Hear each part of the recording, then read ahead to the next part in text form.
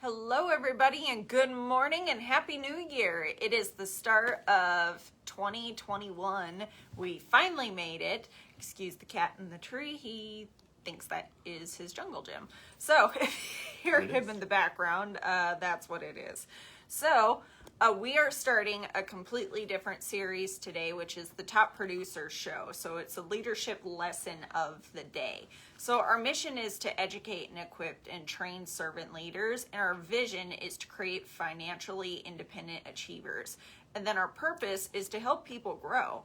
So today we're going to be going over more of an introduction to tell you why exactly we created this show and who this is going to be for. So without further ado, Jeff, I'm going to turn this over to you.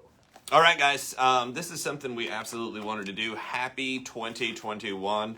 If you're ready to make some changes and improve what's going on, that's what this is going to be about. So I'm going to touch on a couple things. First of all, the why the show. Brandy and I have been hit up by many people. Chance Brown is here. What's up, sir? Marty's here. Hello. Say hi if you join in here.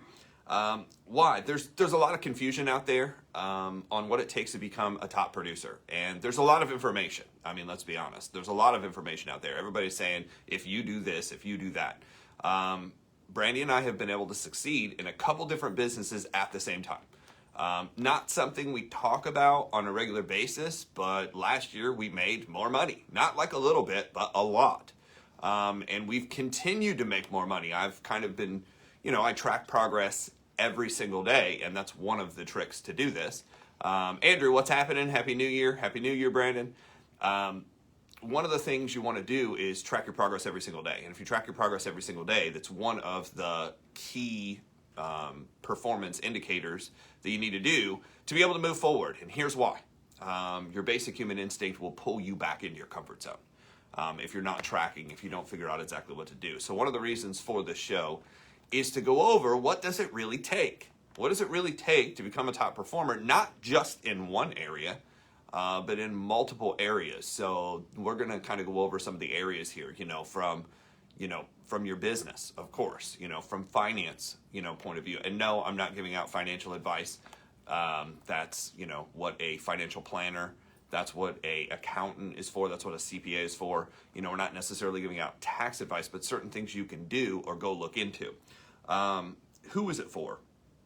It's really for anybody that wants to build and grow any type of business. If you're going to build or grow any type of business, there's going to be certain things you're going to need to do.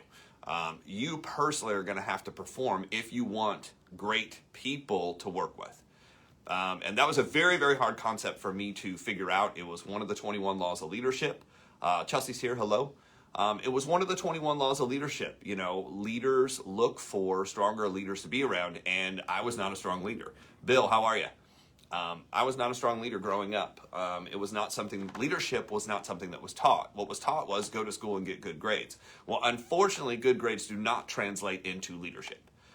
Good grades translate into a good report card and you paying a bunch of money for school. It's really what it comes down to. So if you've had student loans and school loans, you know what I'm talking about. Go get him. Yep. From there, cat's digging into stuff.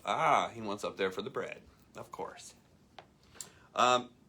So why? It's basically to cut through the confusion. Anybody who wants to build, grow, team building, if you want to put something together to succeed. What are we going to cover? We're going to cover everything from books to audios to live events. We already have 2 live events scheduled that we're attending. So I don't just recommend, going to events for others. I attend events. Brandy and I attend events. Last year, we attended the last big event that I know of in Las Vegas. Of course, we didn't know, Corona was coming, but it did. And we attended an event in Las Vegas, the 10X event, and got to hear from, over 12 people who earned, in excess of, the one gentleman earned in excess of $200 million in about 45 minutes. Like, that's pretty good, right?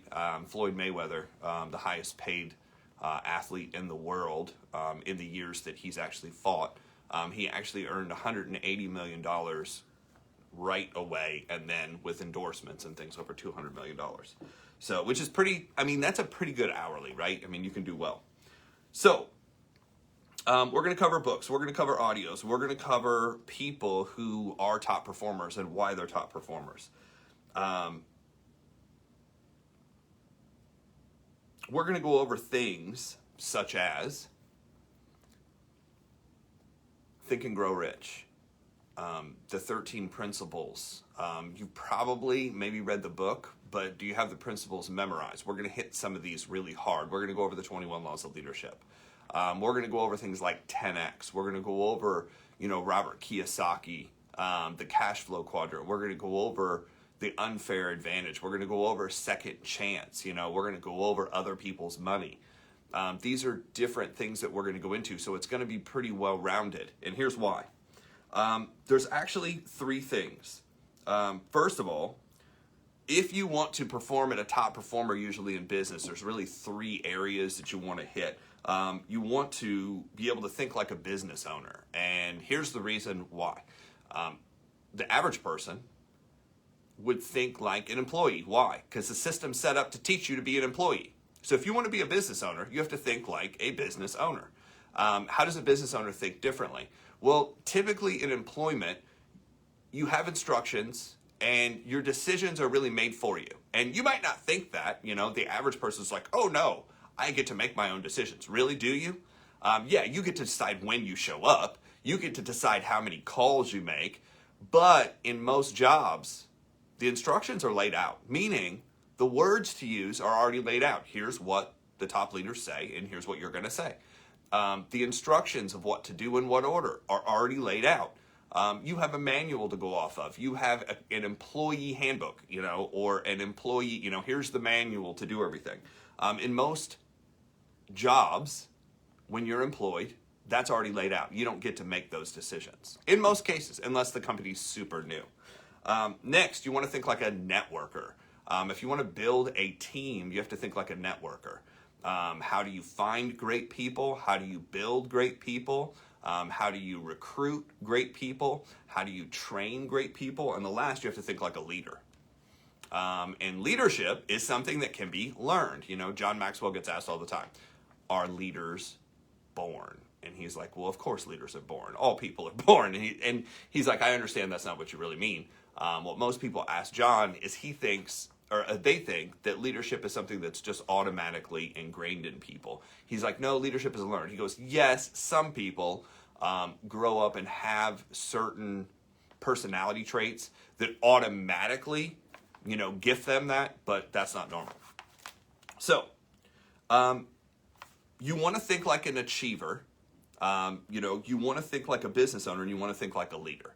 So here's what that breaks down to. If you want to think like an achiever, that is a skill set. If you want to think like a business owner, that's a mindset. And if you want to think like a leader, that's a tool set. There's got to be a set of tools that you're going to use to be able to do that. So the skill set goes over this. It goes over competence. It goes over proficiency. It goes over technique. It goes over ability. What is your ability? What do you need to know? What do you need to learn? There's a skill set. And here's what we found. Skill set is 20%, unfortunately. It's 20%. Why? Because skill set is what you do. And what you do comes from what you think about, your programming. That comes down, that's mindset. So with mindset, you have things like beliefs, thinking, awareness, attitude. Your attitude will affect what? Your skill set. Your beliefs will definitely affect your skill set. So how do you expand those? How do you grow those? Because if you grew up, and I mean, this is unfortunate, if you grew up in a household, in a house in a neighborhood where the average house is $150,000 to $200,000, you think that's normal. And that is your normal. And what real estate agents have found is you typically never sell a house outside of the neighborhood you grew up in, or outside of the neighborhood range you grew up in. So if you grew up in $150,000 to $200,000 houses, it's likely you're going to buy a house $150,000 to $200,000, and it's likely you're going to sell a house $150,000 to $200,000, because that's what's normal for you. How do you get into the $300,000 to $500,000? How do you get into the 5 to 700,000 or above? It's mindset. It's mindset. You have to become comfortable with what's uncomfortable. How do you do that? How do you push yourself outside of that comfort zone that you built? And that's what we're going to go into. The last is about tools. If there's tools but no talent, you have no results. Now, if you have talent but no tools, you don't have any reproduction. Why?